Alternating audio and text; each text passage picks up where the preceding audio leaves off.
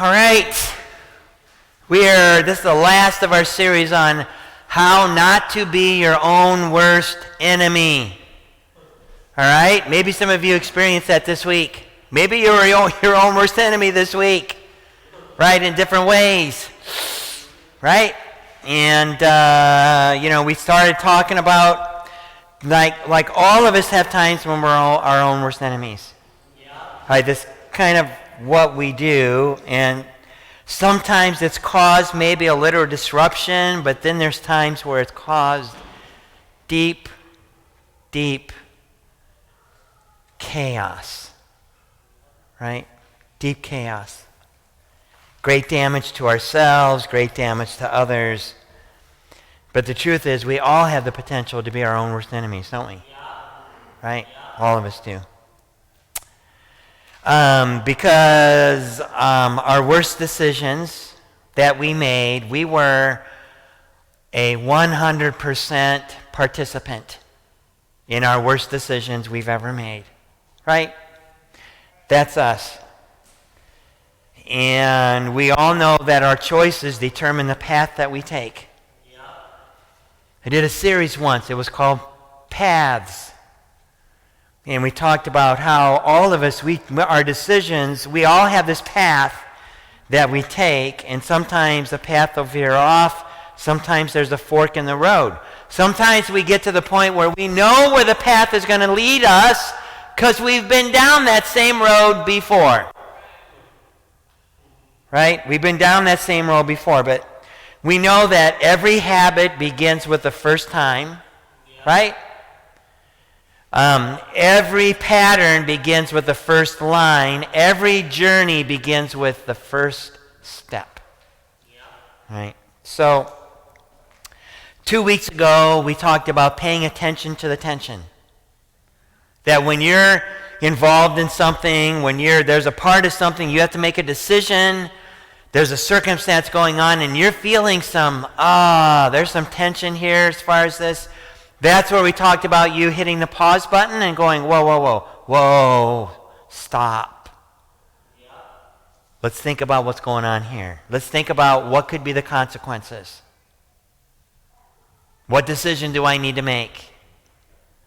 Right? Hit the pause button. Pay attention to the tension, right? Okay. Again, that could be God's way of keeping you from becoming your own worst enemy. Yeah. Paying attention to the tension, right? And then last week, we talked about the choices that we make are the result of that narrative that we have going on the inside of us, right? That self-talk that we have going on the inside of us. And these narratives come from lots of different places. Sometimes these stories, these narratives come from other people, and we embrace those, and sometimes it can cause us to actually go down a dark road because we're embracing those narratives that are false. And yet, false narratives can cause us to become our own worst enemy. Right? But here's the truth about this. Okay, so there are people that are watching you live your life. Right now, there's people that are watching you live your life who see things from a totally different perspective. Like they're watching you live your life. And they're not swayed by your false narratives. Like they're watching you, like they're stepping back here. It's like having somebody step back and they're like watching you live your life. And so they're not being swayed by false narratives. And they have some really good counsel for you. But because you're so committed to your false narrative, you refuse to hear what they say. All right? So here's the one thing for tonight to go with this, okay? Listen to what this says, okay? Here's the pay attention for tonight. It's this: pay attention to the wise counsel of those around you, the voices of wisdom around you. Pay attention to those voices of wisdom that are around you. Okay?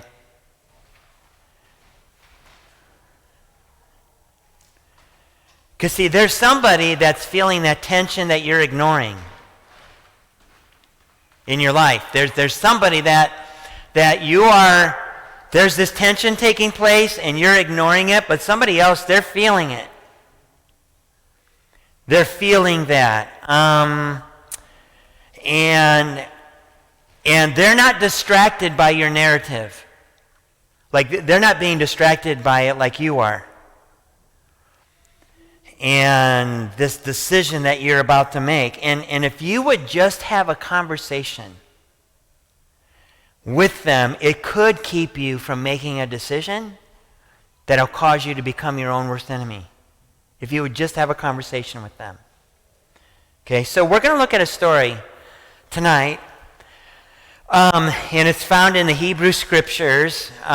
We call that the Old Testament, all right? So it's this story that's found in the Hebrew Scriptures, and it centers around 4 kings, okay? These 4 kings that were, this is centered around actually the 4th king. Okay, the first one was King Saul, and then there was King David, and then there was King Solomon, the wisest man that ever lived. Well, King Solomon had a son, Rehoboam. Rehoboam was the guy that was next in line to become king. Okay? But then there's another character in this. Okay, so let's say that right on this side we're going to have Rehoboam here. This other character in this, his name is Jeroboam. Okay? So we have Rehoboam over here, Solomon's son. We have Jeroboam here. Okay? Now, Jeroboam, he was well-liked, well-respected. In fact, Solomon, he was so good at organizing people and overseeing, work that had to be done around the kingdom. He was so good at that Solomon put him in charge of the whole labor force in all of Israel. That was Jeroboam's job. Okay? And so Jeroboam got to know the heart of the people. He got to know the working class. He got to know the poor people. He got to know the rich people.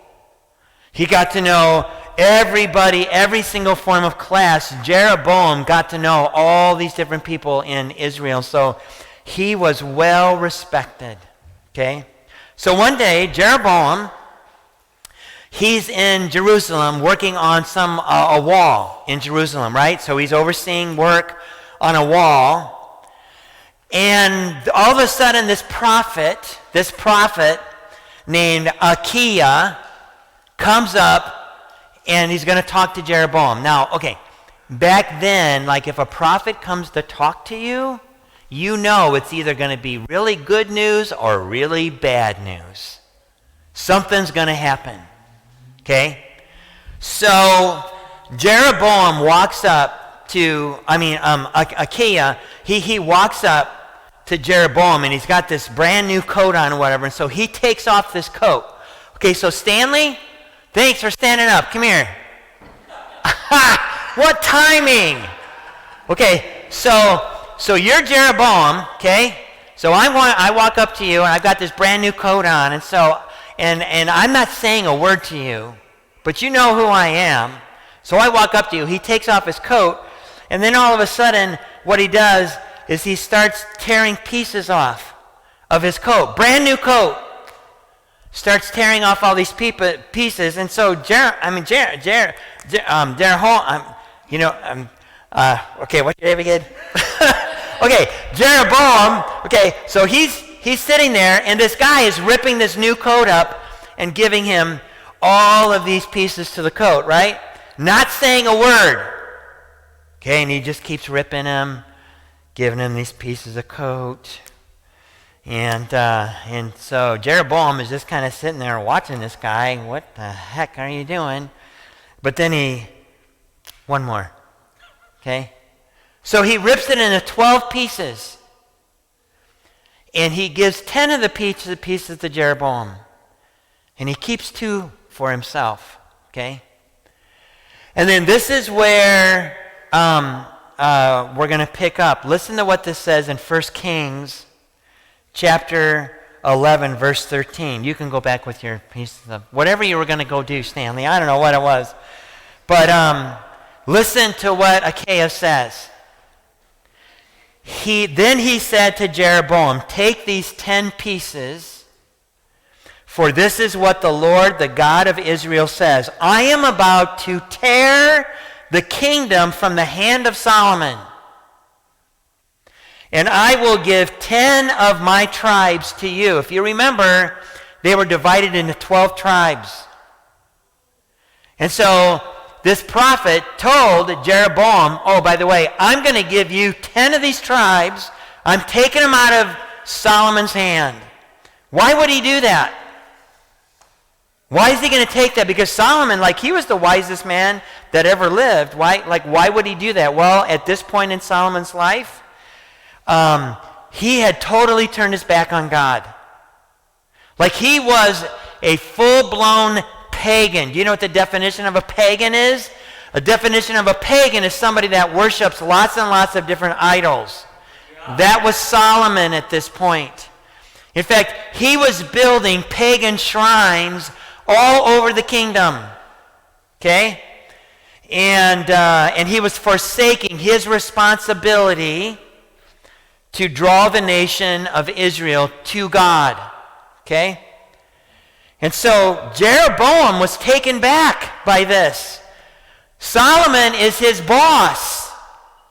And now this prophet comes up and says, oh yeah, by the way, I'm giving you 10 of these tribes. I'm going to keep 2, because as time goes on through prophecy, the house of David, he's like, no, I'm going to keep, Solomon can keep 2 of these because this genealogy of Jesus needs to continue.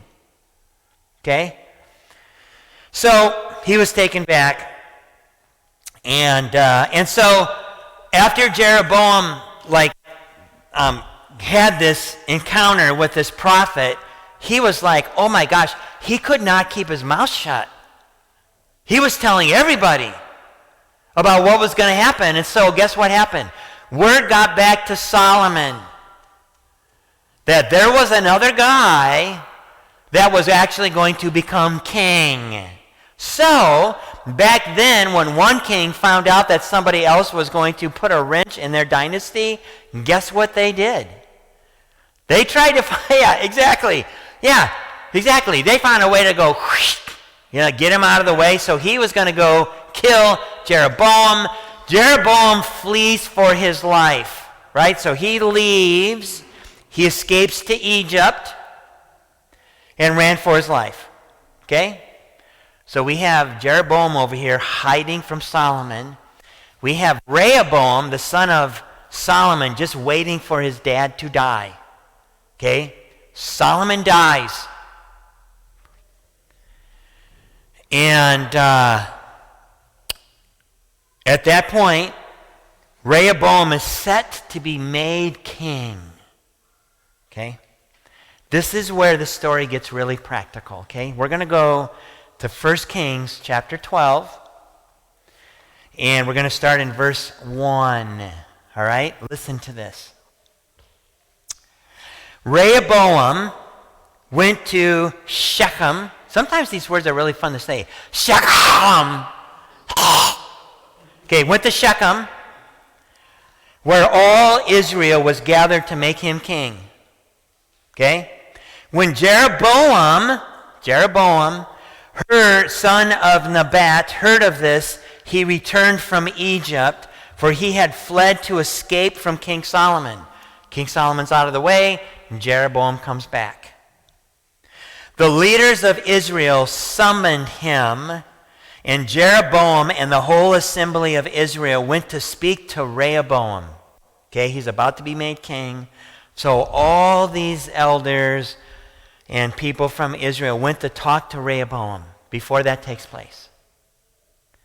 Verse 4, your father was a hard master, they said. Lighten the harsh labor demands and the heavy taxes that your father imposed on us. Then we will be your loyal subjects. Solomon was brutal. Brutal.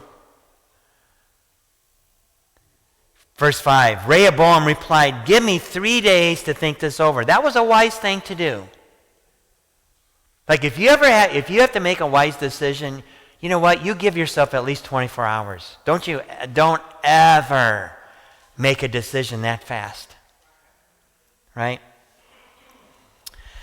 Okay, give me 3 days to think this over, then come back for my answer. So the people went away. Then King Rehoboam discussed the matter with the older men who had counseled his father Solomon. This is really good. And he asked them, "What is your advice?" He asked, "How should I answer these people?"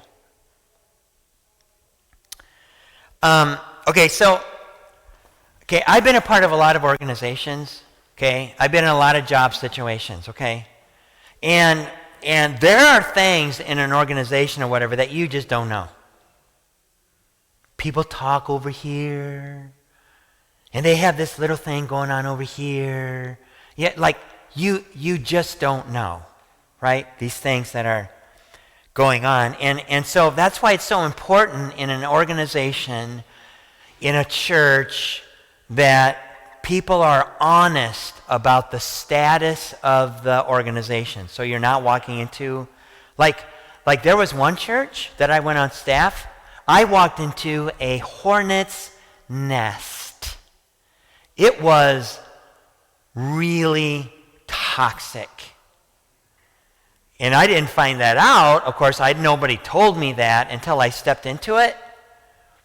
Like, the first week I was there, okay, I stepped in, I was in this church, I was going to be helping out with, I was actually going to help lead worship, I was going to help lead a choir, I was going to help with children's ministry, all of this stuff, right? So I step into this church, I thought it was great, this is going to be awesome. That first week I got a scathing letter from somebody in the choir, like that tore me to shreds because they didn't like the vision that had been cast. They didn't like where they were going, and I was part of that horrible, horrible plan, right? I didn't know, right? I wasn't there at that church very long, by the way. Oof. So anyway, so it's a really good idea. Okay, so Rehoboam's doing a good thing. Verse 7, the older counselors replied. Listen to what they said. "If you are willing to be a servant to these people today and give them a favorable answer, they will always be your loyal subject." Okay, I don't know about you, but do you know who the best leader is that I've ever, when I'm around, is a servant leader. Yeah. Do you know what a servant leader does? They are in the trenches with you. Yeah. Like they're going through the crap like you are, right? They have skin in the game, right? And so the counselors are basically saying, look, if you want to be a good king, put the needs of the people first before your own needs, okay? Now listen, there are people around you. There are people around you that have advice, and that if you were to take it, if you were to take their advice, they're going to help you to get to where you want to be. Okay? Now, I get it. There are some people that are going to give you advice that have not walked in your shoes. Right? I mean, they've never been addicted to anything. They're only 17 years old. You know, they've never been divorced. They've never been in prison. They've never owned their own business. Right? I get that, but this is not that case. No. These guys were around Solomon, and they knew the reality, right? They knew what they were talking about. Listen to Rehoboam's reply. Here we go, verse 8. But Rehoboam rejected the advice of the older men and instead asked the opinion of the young men who had grown up with him. Whoops. They had no more life experience than Rehoboam, right? Okay, so I'm going to get on a little soapbox here for a second. Can I do that? Can I step up on my little soapbox here for a second? Okay. There's this thing that's going on in our Christian culture right now, this celebrity pastorism stuff that's going on. I don't know if you've read about, seen about, heard about these celebrity pastors that have blown up churches.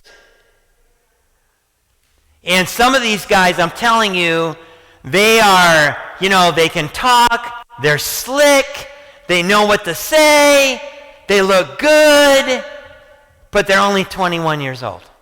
Yep. And they're put in charge of a huge church.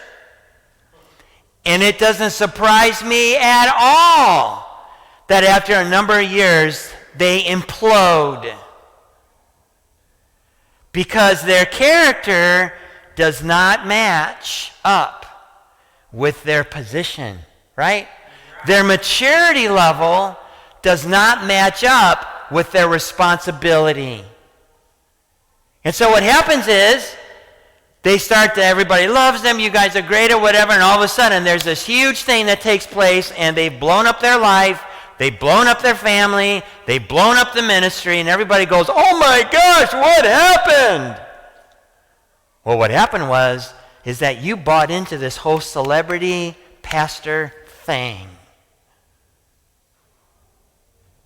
And so for Rehoboam, he's going to go to people, guys, his friends, his own age, to get advice from them about what to do in this kingdom, right? You can kind of think of where this is going to go, okay? Because see, do you know a really good way for you to become your own worst enemy? Surround you with people that are only going to tell you what you want to hear. And I guarantee you, you will become your own worst enemy. All right, so let's listen to this great advice that his friends gave. Okay, here we go. Verse 9, what is your advice, he asked them. How should I answer these people who want me to lighten the burdens imposed by my father? The young men replied. Here we go. This is what you should tell them. Tell those complainers who want a lighter burden. My finger is thicker than my father's waist.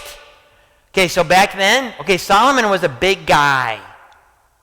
Back then, the bigger you were back then, the more people thought you were wealthy and healthy. Okay? So, they're saying, you tell them your little finger, it's bigger than your dad's waist, right? And then verse 11, yes, my father laid heavy burdens on you, but I'm going to make them even heavier. My father beat you with whips, but I'm going to beat you with scorpions. Okay, so whips were used on slaves. Scorpions, that was another whip that was used on criminals. And so his friends were saying, you tell them, we're not going to treat you like slaves. We're going to treat you like criminals. Okay? So after 3 days, all the people came back to talk with Rehoboam. And Rehoboam pretty much repeated word for word what his friends said. Okay?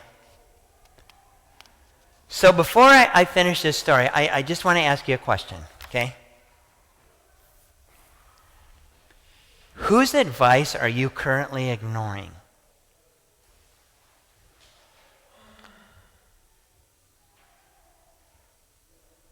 Whose advice are you currently ignoring that you need to? What's the narrative that's going around in your brain that's causing you to resist their advice? Because it's that narrative that determines whether you're going to resist good or bad advice. Because if you always do what you want to do, and I've seen this played out so much, if you always do what you want to do, you're going to end up in a place that you have never wanted to be in. If you always do what you want to do, you will end up in a place that you never wanted to be in. I can tell you story after story after story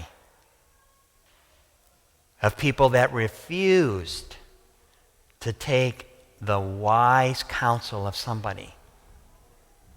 Okay? So I'm going to share you a story in my own life. Okay, so when I was in college, okay, when I went to college because I wanted to find out about stuff that I didn't know anything about. Okay? So I was an art major. Very practical. Not. Yeah, not too hot. But so that means that, but I also had a lot of minors. So I had a minor in reprographics, which has to do with the printing industry. And I had a minor in creative dramatics. And I had a minor in elementary education. Okay? But it was about that time, in the middle of that I came to know Christ. And so I started to grow in my walk with Christ. And I started hanging around a whole bunch of other Christians, right, on the college campus. And I loved it. Loved it. Right? So much.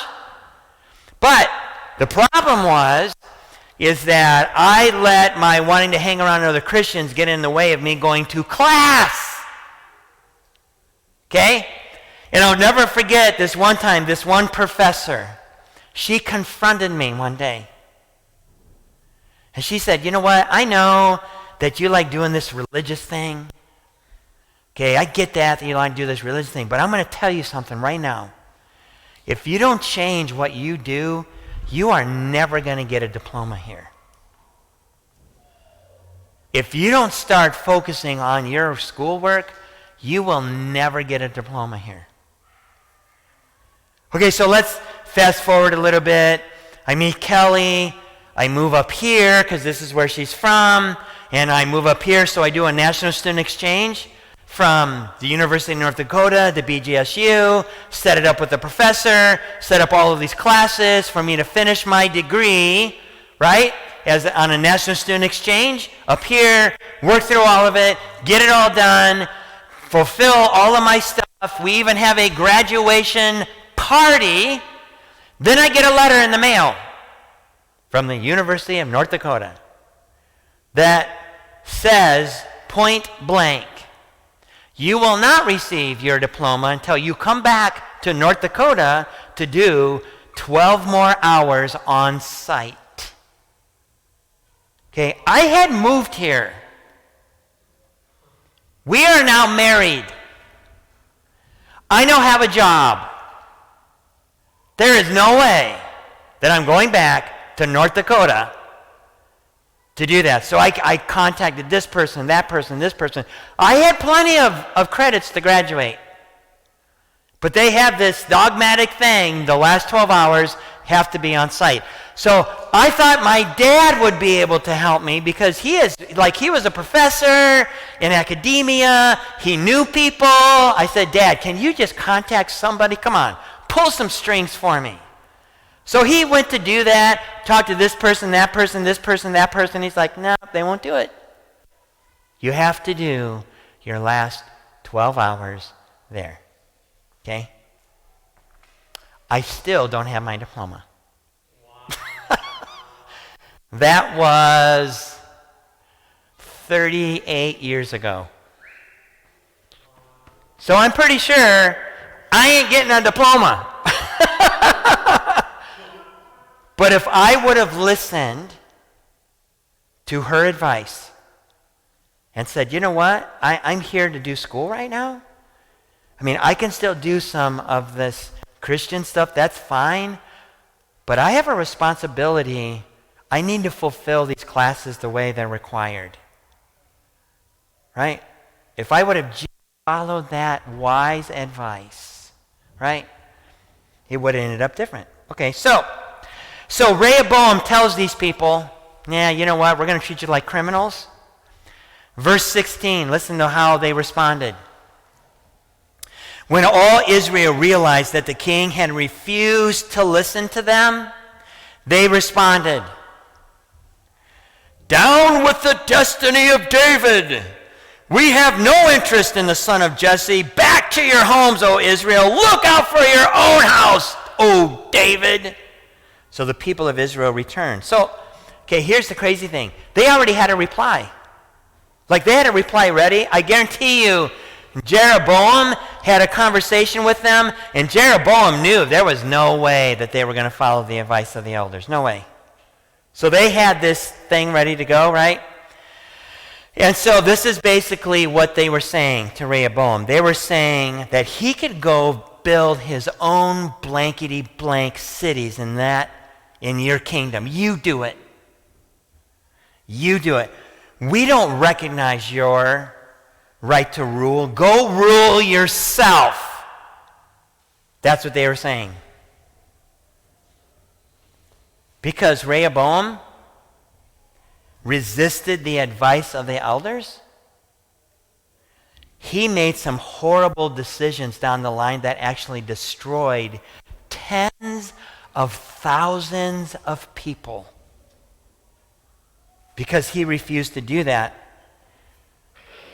And here's the crazy thing about Jeroboam. He didn't learn either to listen to people's advice. And he chose to follow the advice of other prophets. And his dynasty, Jeroboam's dynasty, crashed and burned. Both kingdoms were divided, right? And because it was divided, it was weakened.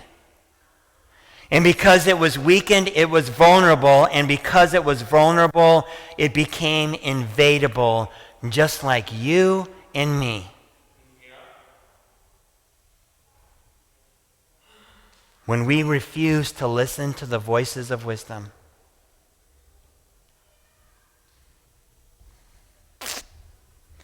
So, how do you do that? Find someone who has nothing to gain or lose. I've done that many times in my life. They're a person from the outside. I have a guy that lives in Wisconsin that I call once in a while. He has nothing to gain or lose that I ask him for advice. There's another guy here in Toledo that I call once in a while. He has nothing to gain or lose that I call for advice. And simply ask them, what would you do if you were in my situation? What would you do? Do you ever wonder why we don't do that? Why don't we do that? Why don't we do that? I think sometimes when I was going to ask him a question, I already knew what the answer was. Do you ever talk to somebody like that? Like you're going to talk to them and you're going to ask their advice, and in the back of your mind you go, I already know what you're going to say. I know what you're going to say. Right? So why don't we just do it? Like let's do it. Like without doing that. And I hear this all the time down here. We don't want people in our business. Don't you get my business. Right? But you're asking someone to get into your business. You're asking them to.